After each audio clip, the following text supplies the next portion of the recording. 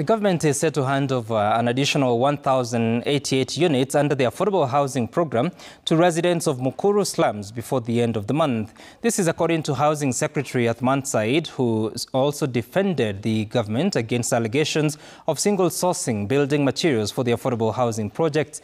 Said spoke to Citizen TV's Jimmy Mbogo on the sidelines of the Kenya Green Building Stakeholder Roundtable. I can take one more. The government has dismissed claims that funds meant for the affordable housing program are being diverted to ventures benefiting a few senior officials.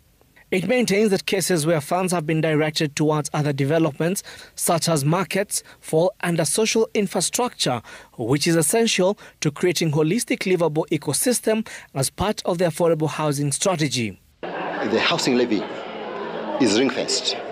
You know, by law, you cannot spend the housing levy for anything else apart from housing.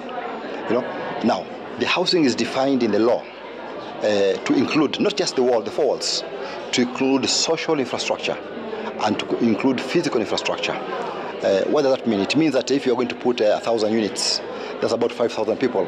They must have access to schools, they must have access to health facilities, and people are trading. Said also revealed that more than 1,000 affordable housing units will be handed over to beneficiaries by the end of the month. And this comes as he distanced the government from allegations of cronyism in the awarding of supply tenders, and noting that procurement decisions were made independently by contractors. The one you have mentioned, Devki, is just one of the suppliers. Remember that the people who are making decisions where to get the materials from is the individual contractor. The government does not procure materials currently. They get cement from whatever they're going to get. They get steel from wherever they're going to get. So we do not have a single source.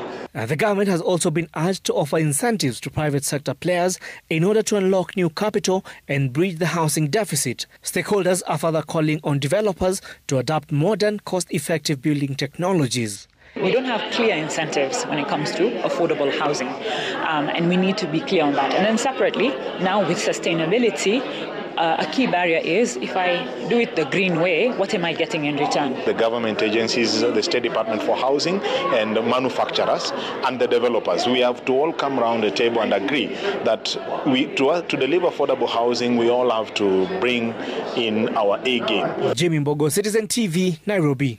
When we look